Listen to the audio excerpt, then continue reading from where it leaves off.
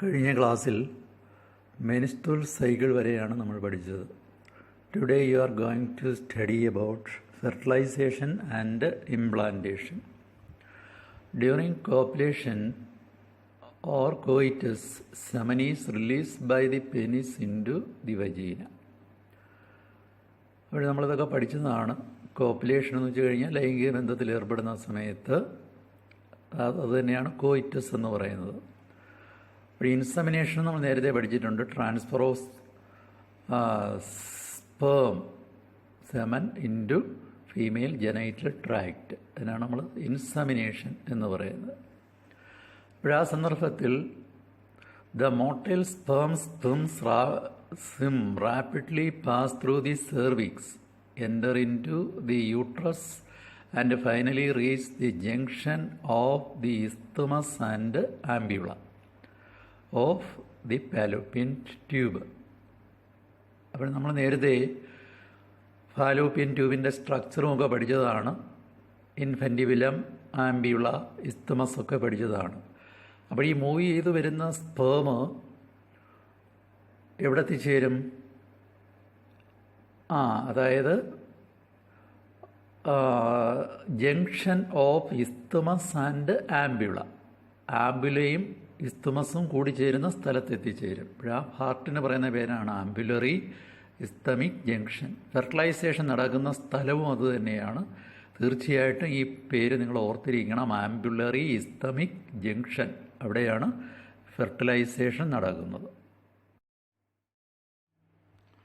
അപ്പോൾ sperm ampullary isthmic ജംഗ്ഷനിലെത്തിയ കാര്യം നമ്മൾ പറഞ്ഞു കഴിഞ്ഞു. ഇനി ഓവം അവിടെ എങ്ങനെ എത്തിച്ചേരുമെന്ന് അറിയണം. അതായത് ഓവറിയിൽ നിന്നാണ് ഓവം റിലീസ് ചെയ്യുന്നത്. ഓവം എന്ന് പറയുമ്പോഴത്തേക്കും നോൺ മോട്ടൈലാണ്, സ്വന്തമായി ചലനശേഷിയും ഇല്ലാത്തതാണ് ഓവം. അപ്പോൾ എങ്ങനെ മൂവ് ചെയ്യുമെന്ന് ചോദിച്ചു കഴിഞ്ഞാൽ, ഈ ഫാലോപ്പിയൻ ട്യൂബിനകത്ത് സീലിയറി എപ്പിത്തീലിയമുണ്ട്. അത് നമ്മൾ ഫസ്റ്റ് ഇയറിൽ പഠിച്ചതാണ്. എപ്പിത്തീലിയൽ ടിഷ്യൂവിൽ ആ സീലിയറി എപ്പിത്തീലിയത്തിലെ ആ സീലിയയുടെ ആ മൂവ്മെൻ്റാണ് ഈ ഓവത്തിനെ മുമ്പോട്ട് തള്ളി നീക്കുന്നത്. അങ്ങനെ മൂവ് ചെയ്ത് ഓവത്തിനെ തള്ളി നീക്കി എവിടെ കൊണ്ടെത്തിക്കും? ഈ ആംബുലറി ഇസ്തമിക് ജംഗ്ഷനിൽ എത്തിക്കുകയാണ്. അപ്പോൾ the ovum released by the ovary is also transported to the ampullary isthmic junction where fertilisation takes place. Fertilisation can only occur if the ovum and sperms are transported simultaneously to the ambulary isthmic junction. അപ്പോൾ രണ്ടുപേരും ഒരേ സമയത്ത് sperm move ചെയ്ത് ഇവിടെ എത്തുന്നത് പോലെ തന്നെ ഓവവും എന്ത് ചെയ്യണം? ഓവറിയിൽ നിന്ന് ഈ ഇൻഫൻറ്റിബിലം, ആംബ്യുള ഒക്കെ വഴി മൂവ് ചെയ്ത് വരുന്നതോടൊപ്പം തന്നെ മൂവ് ചെയ്ത് എത്തിച്ചേരേണ്ടതായിട്ടുണ്ട്. അപ്പോൾ this is the reason why not all copulation leads to fertilisation and pregnancy. അതുകൊണ്ട് ആണ് എന്താണ് സംഭവിക്കുന്നത്? എല്ലാ ഈ കോപ്പുലേഷനിലും ലൈംഗിക ബന്ധത്തിൽ ഏർപ്പെടുമ്പോഴും എന്തോ സംഭവിക്കാത്തത്? ഫെർട്ടിലൈസേഷൻ ഉണ്ടാകാത്തതിന് കാരണം ഇതാണ്. അപ്പോൾ സ്പേമും ഓവും ഒരേ രീതിയിൽ തന്നെ മൂവ് ചെയ്ത് ആംബുലറി ഇസ്തമിക് ജംഗ്ഷനിൽ എത്തിയാൽ മാത്രമേ എന്ത് നടക്കുകയുള്ളൂ? ഫെർട്ടിലൈസേഷൻ നടക്കുകയുള്ളൂ. അപ്പോൾ this is the reason why not all copulations leads to fertilisation and pregnancy.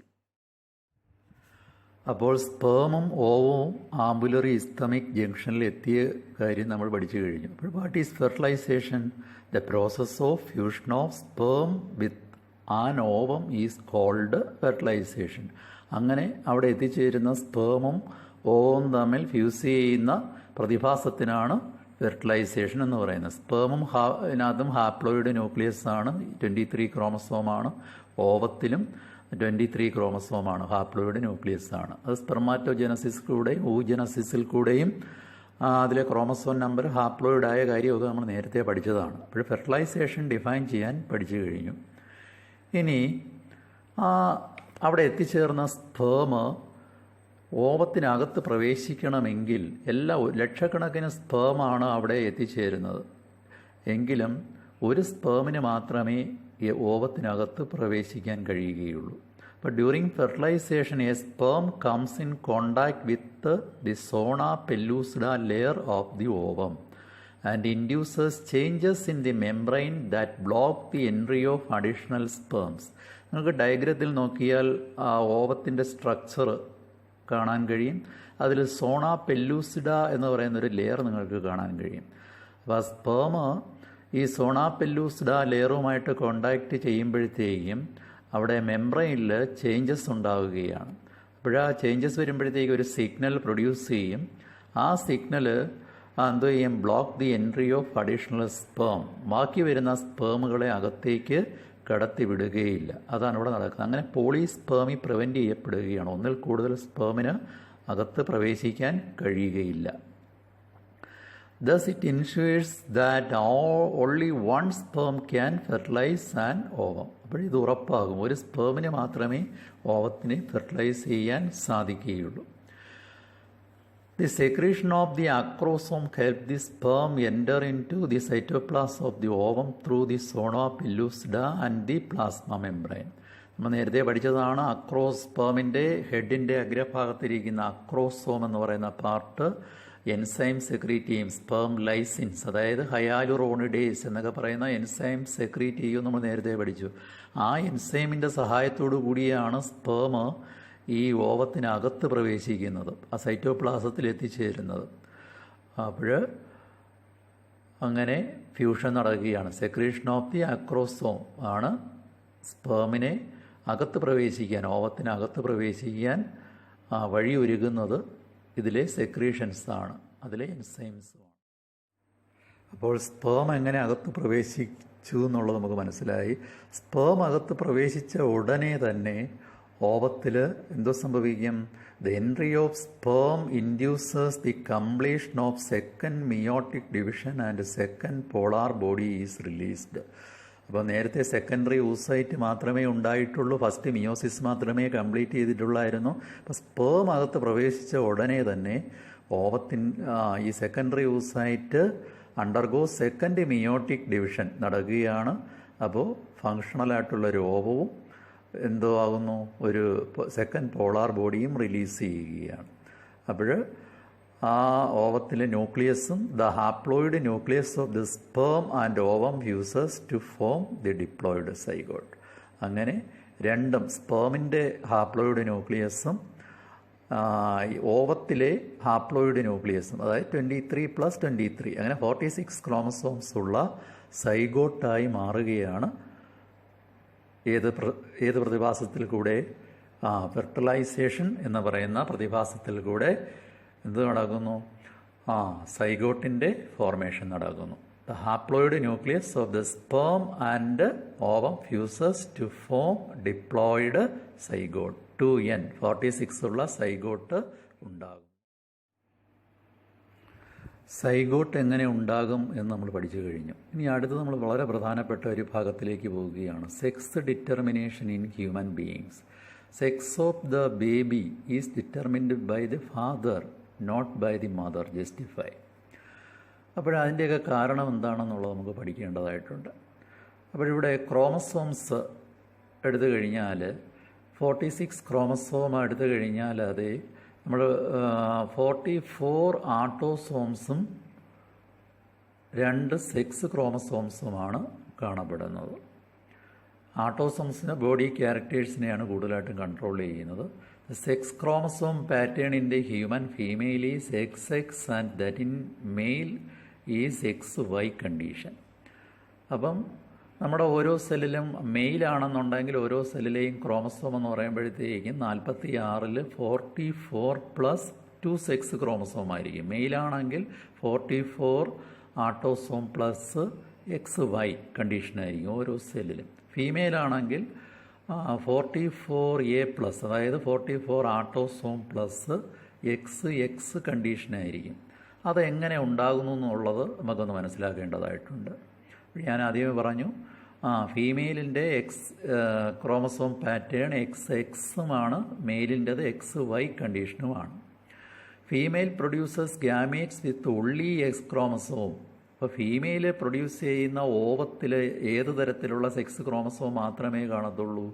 X chromosome മാത്രമേ ഉണ്ടായിരിക്കത്തുള്ളൂ. അതായത് നമ്മൾ പഠിച്ചു ഓവത്തിനകത്ത് ന്യൂക്ലിയസിൽ 23 ക്രോമസോം ഉണ്ടെന്ന്. അതിൽ 22 പേര് ആട്ടോസോം ആയിരിക്കും, ഒരു സെക്സ് ക്രോമസോമും ആയിരിക്കും. അതായത് എക്സ് 22A+1 എക്സ് ക്രോമസോം, അങ്ങനെയാണ് 23. പക്ഷേ male producers gametes with either X or Y chromosome. അതായത് മെയിൽ പ്രൊഡ്യൂസ് ചെയ്യുന്ന ഗ്യാമേറ്റുകളിൽ 22 ആട്ടോസോം പ്ലസ് എക്സ് ഉണ്ടാകും. അതുപോലെ തന്നെ 22 ആട്ടോസോം പ്ലസ് വൈ ഉള്ളതും ഉണ്ടാകും. അങ്ങനെ 2 ടൈപ്പ് ഗ്യാമേറ്റാണ് മെയിൽ പ്രൊഡ്യൂസ് ചെയ്യുന്നത്. 50% of the male gamete carry X chromosome and 50% of carry Y chromosome. The XY zygote will be formed if the Y chromosome carrying male gamete fuses with the X gamete of the female and the child thus formed is male. അപ്പോൾ വൈയും എക്സും കൂടെ fuse ചെയ്യുമ്പോഴാണ് ഏത് form ചെയ്യുന്നത്? Mail form ചെയ്യുന്നത്. അത് നമുക്ക് ഈ ഡയഗ്രാം നോക്കിയാൽ മനസ്സിലാക്കാൻ സാധിക്കും. അതുപോലെ തന്നെ female child will born from XX zygote. അതായത് if the X gamete of ഫീമെയിലിൻ്റെ എക്സ് ഗ്യാമേറ്റും പിന്നെ fuses with X gamete of the മെയിലിൻ്റെ എക്സ് ഗ്യാമേറ്റും കൂടെ ഫ്യൂസ് ചെയ്യുമ്പോഴാണ് എങ്ങനെ ഉണ്ടാകുന്നത്? എക്സ് കണ്ടീഷനായിട്ട് മാറുന്നത്. അത് കുട്ടി എങ്ങനെയായി മാറും? ഫീമെയിൽ ആയിട്ട് മാറുകയാണ്. അപ്പോൾ thus the sex of the baby is determined by the X and Y chromosome of the father. ഫാദറാണ് ഹെറ്ററോഗമാറ്റിക് കണ്ടീഷനാണ്. അപ്പോൾ 2 ടൈപ്പ് ഗ്യാമേറ്റ് ആര് പ്രൊഡ്യൂസ് ചെയ്യുന്നു? മെയിൽ പ്രൊഡ്യൂസ് ചെയ്യുന്നു, ഫാദർ പ്രൊഡ്യൂസ് ചെയ്യുന്നു. അതുകൊണ്ട് കുട്ടി മെയിലാണോ ഫീമെയിലാണോ, കുട്ടി ആണാണോ പെണ്ണാണോ എന്ന് നിശ്ചയിക്കുന്നത് ആരുടെ ക്രോമസോംസാണ്? അതായത് മെയിലിൻ്റെ ക്രോമസോമാണ് നിശ്ചയിച്ചിരിക്കുന്നത്. അതുകൊണ്ടാണ് sex of the baby is determined by the father not by the mother എന്ന് പറയാൻ കാരണം. ഇവിടെ നമുക്കറിയാം thus the sex of the baby is determined by the X and Y chromosomes of the father. നിങ്ങൾക്ക് ചാർട്ട് നോക്കിയാൽ വ്യക്തമായി മനസ്സിലാവും. അപ്പോൾ നമ്മൾ ഫെർട്ടിലൈസേഷൻ എന്താണെന്ന് പഠിച്ചു കഴിഞ്ഞു, സൈഗോട്ട് എങ്ങനെ ഫോം ചെയ്യുമെന്ന് പഠിച്ചു കഴിഞ്ഞു, സെക്സ് ഡിറ്റർമിനേഷൻ, ആ ഉണ്ടായ സൈഗോട്ട് ഉണ്ടാകുമ്പോൾ തന്നെ കുട്ടി ആണാണോ പെണ്ണാണോ എന്ന് നിശ്ചയിക്കപ്പെട്ടിരിക്കും. അതെങ്ങനെയാണെന്ന് നമ്മൾ മനസ്സിലാക്കി. ഇനി ആ സൈഗോട്ടിന് എന്ത് സംഭവിക്കുമെന്നാണ് നമുക്കറിയേണ്ടത്. the mitotic division start as the zygote moves through the isthmus of the oviduct called cleavage. അപ്പോൾ ആംബുലറി ഇസ്തമിക് ജംഗ്ഷനിൽ വെച്ച് ഫെർട്ടിലൈസേഷൻ നടന്ന സൈഗോട്ട് ഫോം ചെയ്തു. അങ്ങനെ ആ ഇസ്തുമസിൽ കൂടെ ഈ യൂട്രസിനെ ലക്ഷ്യമാക്കി സൈഗോട്ട് മൂവ് ചെയ്യുകയാണ്. അപ്പോൾ ആ മൂവ് ചെയ്യുന്നതോടൊപ്പം തന്നെ ഈ സൈഗോട്ട് എന്ത് ചെയ്യുകയാണ്? സൈഗോട്ട് മുറിഞ്ഞു പോവുകയാണ്. അതിൻ്റെ ഫോംസ് 2, 4, 8, 16 ഡോട്ടർ സെൽസ്. അങ്ങനെ ആദ്യം സൈഗോട്ട് മുറിഞ്ഞ് 2 ആകുന്നു, പിന്നെ 4, പിന്നെ 8, 16. അങ്ങനെ ഓരോന്നും മുറിഞ്ഞുണ്ടാകുന്ന ആ സെല്ലുകൾക്ക് ബ്ലാസ്റ്റോമിയേഴ്സ് എന്ന പേരിലാണ് അറിയപ്പെടുന്നത്. അപ്പോൾ നമുക്ക് ഒന്നുകൂടെ പറയാം. ഇമ്മീഡിയറ്റ്ലി ആഫ്റ്റർ ഫെർട്ടിലൈസേഷൻ സൈഗോട്ട് എന്തോ ചെയ്യും? അണ്ടർഗോ മൈറ്റോട്ടിക് ഡിവിഷൻ, മൈറ്റോസിസിന് വിധേയമാകുന്നു. പിന്നീട് ഓരോ സെല്ലിലും ഉണ്ടാകുന്ന ക്രോമസോം നമ്പർ 46 വീതമായിരിക്കും. നമ്മൾ ഓർക്കുക, മൈറ്റോസിസ് ആണ് നടക്കുന്നത്. ആ മുറിയുന്നതിനാണ് നമ്മൾ ക്ലീവേജ് എന്ന് പറയുന്നത്. മുറിഞ്ഞുണ്ടാകുന്ന സെല്ലുകൾക്ക് പറയുന്ന പേര് ബ്ലാസ്റ്റോമിയർ എന്ന്. ഈ സമയത്ത് സൈഗോട്ട് യൂട്രസിനെ ലക്ഷ്യമാക്കി മൂവ് ചെയ്തുകൊണ്ടും ഇരിക്കുകയാണ്. The embryo with 8 to 16 blastomere is called morula. ഇങ്ങനെ മുറിഞ്ഞു പോകുമ്പോഴത്തേക്ക് 8 മുതൽ 16 വരെയുള്ള ബ്ലാസ്റ്റോമിയർ ഉള്ള ആ എംബ്രിയോയ്ക്ക് പറയുന്ന പേരാണ് മോറുല. അതുകൊണ്ട് മൾബറി ലൈക്ക് സ്ട്രക്ചറാണ്, മൾബറി ഫ്രൂട്ട് ലൈക്ക് സ്ട്രക്ചറാണ് ഈ മോറുല എന്ന് പറയുന്ന ഭാഗം. എംബ്രിയോ വിത്ത് 8 to 16 ബ്ലാസ്റ്റോമിയർ സ്റ്റേജിനാണ് മോറുല എന്ന് പറയുന്നത്. ഇതിൻ്റെയൊക്കെ ഫ്ലോ ചാർട്ട് രൂപത്തിൽ എക്സാമിന് ചോദിക്കും മോറുല ഒക്കെ. ദെൻ എന്ത് സംഭവിക്കും? The morula continues to divide and transforms into blastocyst as it moves further into uterus. ഇപ്പോൾ യൂട്രസിൽ എത്താറാകുമ്പോഴത്തേക്കും മോറുല ചേഞ്ച് ചെയ്ത് എന്തായിട്ട് മാറുകയാണ്? വീണ്ടും മോറുല ഡിവൈഡ് ചെയ്യുന്നു, അത് ചേഞ്ച് ചെയ്ത് ബ്ലാസ്റ്റോസിസ്റ്റ് എന്ന് പറയുന്ന അടുത്ത സ്റ്റേജിലാവുകയാണ്. ഇപ്പോൾ ഓർമ്മയിരിക്കണം എന്തൊക്കെ നടന്നു? സൈഗോട്ടിന് ക്ലീവേജ് നടന്നു, ബ്ലാസ്റ്റോമിയേഴ്സ് ഉണ്ടാകുന്നു, ബ്ലാസ്റ്റോമിയേഴ്സിൽ 8 മുതൽ 16 ബ്ലാസ്റ്റോമിയേഴ്സ് ഉള്ള സ്റ്റേജിനെ നമ്മൾ മോറുല എന്ന് പറയുന്നു. പിന്നീട് യൂട്രസിൽ എത്തുമ്പോഴത്തേക്കും അത് ചേഞ്ച് ചെയ്ത് ഏത് കണ്ടീഷനായി ബ്ലാസ്റ്റോസിസ്റ്റ് എന്ന് പറയുന്ന സ്റ്റേജിലായി മാറി. അപ്പോൾ ബ്ലാസ്റ്റോസിസ്റ്റ് യൂട്രസിൽ വരെ എത്തിയ കാര്യം നമ്മൾ പഠിച്ചു കഴിഞ്ഞു. ഇനി എന്തോ സംഭവിക്കും നോക്കാം. The blastomeres in the blastocyst are arranged into an outer layer called trophoblast and an inner group of cells attached to trophoblast called inner cell mass. അപ്പോൾ റീഅറേഞ്ച് ചെയ്യപ്പെടുകയാണ്. ഈ ബ്ലാസ്റ്റോസിസ്റ്റിലെ ബ്ലാസ്റ്റോമിയേഴ്സ് എന്ത് ചെയ്യാൻ പോകുന്നു? റീഅറേഞ്ച് ചെയ്യാൻ പോവുകയാണ്. അങ്ങനെ കുറേ ബ്ലാസ്റ്റോമിയേഴ്സ് ഔട്ടർ ലെയറായി മാറുന്നത് എന്തായി, അതിൻ്റെ പേരെന്താണ്? ട്രോഫോബ്ലാസ്റ്റ്. അപ്പോൾ blastomeres in the blastocyst are arranged into an outer layer. Outer ലെയറിന് നമ്മൾ ട്രോഫോബ്ലാസ്റ്റ് എന്ന് പറയും. അകത്ത് ഫോം ചെയ്യുന്ന ഇന്നർ ഗ്രൂപ്പ് ഓഫ് സെൽസിന് പറയുന്ന പേരാണ് ഇന്നർ സെൽ മാസ്. ബ്ലാസ്റ്റോസിസ്റ്റ് 2 പാർട്ടായി മാറി. ഔട്ടർ ലെയർ ട്രോഫോബ്ലാസ്റ്റുമായി ഇന്നർ സെൽ മാസുമായി. ഇങ്ങനെ 2 part ഓർമ്മയിരിക്കണം.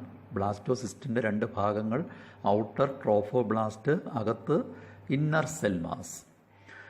The trophoblast layers then gets attached to the endometrium and the inner cell mass get differentiated as the embryo.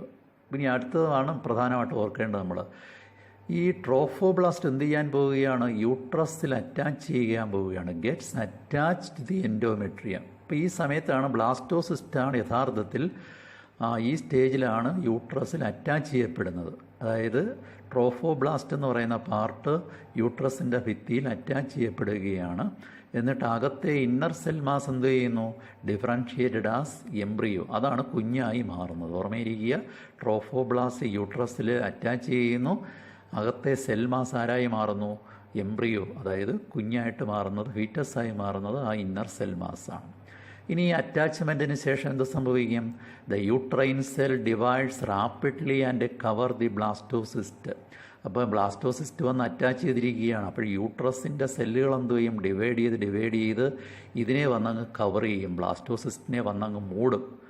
As A result എന്ത് സംഭവിക്കും? The blastocyst becomes embedded in the endometrium of the uterus. അപ്പോൾ ഈ യൂട്രസിലെ innermost ലെയറാണ് endometrium. അപ്പോൾ എൻഡോമെട്രിയത്തിന് അകത്തായി മാറി ആര്? Blastocyst. This is called implantation and it leads to pregnancy. അങ്ങനെ ഈ ബ്ലാസ്റ്റോസിസ്റ്റ് യൂട്രസിൽ എൻഡോമെട്രിയത്തിൽ എംബഡഡ് ആകുന്ന പ്രക്രിയയ്ക്ക് പറയുന്ന പേരാണ് ഇംപ്ലാന്റേഷൻ. അപ്പോൾ അത് ഏതിന് കാരണമായി തീരും? പ്രഗ്നൻസിക്ക് കാരണമായി തീരും. അപ്പോൾ ഇവിടെ നമ്മൾ ഏതൊക്കെ ഓർക്കണം? പ്രധാനമായിട്ടും ബ്ലാസ്റ്റോസിസ്റ്റ് സ്റ്റേജിലാണ് യൂട്രസിൽ എംബ്രിയോ അറ്റാച്ച് ചെയ്യപ്പെടുന്നത്. എക്സാമിന് സാധാരണ ചോദിച്ചിട്ടുള്ളതാണ്. എംബ്രിയോയുടെ ഏത് ഘട്ടത്തിലാണ് യൂട്രസിൽ അറ്റാച്ച് ചെയ്യപ്പെടുന്നതെന്ന് ചോദിച്ചു കഴിഞ്ഞാൽ ബ്ലാസ്റ്റോസിസ്റ്റ് സ്റ്റേജിൽ അറ്റാച്ച് ചെയ്യപ്പെടുന്നു. ബ്ലാസ്റ്റോസിസ്റ്റിലെ ബ്ലാസ്റ്റോമിയേഴ്സ് എങ്ങനെയൊക്കെ അറേഞ്ച് ചെയ്യപ്പെടുന്നു? റീഅറേഞ്ച് ചെയ്യപ്പെടുന്നു. ഔട്ടർ ലെയറായിട്ട് ട്രോഫോബ്ലാസ്റ്റ് മാറുന്നു. അകത്ത് ഇന്നർ സെൽ മാസ് ഉണ്ടാകുന്നു. ഇന്നർ സെൽ മാസ് ആരായി മാറുന്നു? പിന്നീട് എംബ്രിയോ ആയി മാറുന്നു. കുഞ്ഞായി മാറുന്നത് ഇന്നർ സെൽ മാസാണ്. എന്നിട്ട് ബ്ലാസ്റ്റോസിസ്റ്റിനെ വന്ന് ആര് മൂടുന്നു? യൂട്രൈൻ സെൽസ് വന്ന് കവർ ചെയ്ത് എൻഡോമെട്രിയത്തിന് അകത്താകുന്നു. This process is called blastocyst becomes embedded in the endometrium of the uterus.